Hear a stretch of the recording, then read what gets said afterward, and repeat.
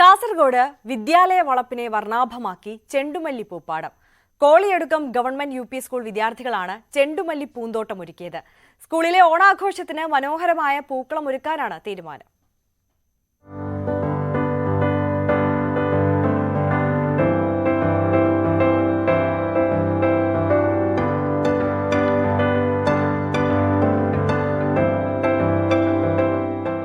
വിദ്യാലയ വളപ്പിൽ മഞ്ഞയും ഓറഞ്ചും നിറത്തിൽ ചെണ്ടുമല്ലിപ്പൂക്കൾ പൂത്തു നിൽക്കുന്നത് കണ്ണും മനസ്സും ഒരുപോലെ നിറയ്ക്കും. Kasaragod Koliyadukkam government U P സ്കൂളിലെ തോട്ടത്തിലാണ് ഈ മനോഹര കാഴ്ച.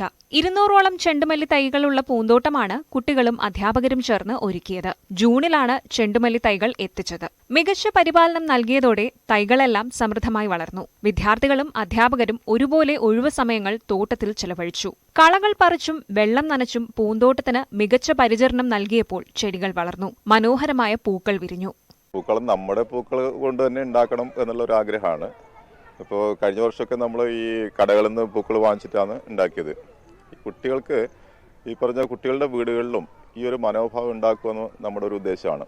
പ്രത്യേകിച്ചും ഇന്നെല്ലാവരും ഈ വാണിജ്യ സംസ്കാരമാണ്, എല്ലാം കടയിൽ നിന്ന് കിട്ടും എന്നുള്ള ഒരു തോന്നല്. അപ്പോൾ ഇങ്ങനെ നമ്മുടെ തോട്ടത്തിൽ ഒരു പൂന്തോട്ടം ഉണ്ടായിക്കഴിഞ്ഞാൽ കുട്ടികൾക്കും ഭയങ്കര ആവേശമാണ്. ഇപ്പൊ കുട്ടികളെല്ലാം പറയുന്നത് അത് തരുവോ എന്ന് ചോദിക്കുന്നത്. ഞാൻ പറഞ്ഞു, ഇത് നിങ്ങളുടെ വീട്ടിലൂടെ ഉണ്ടാക്കണം.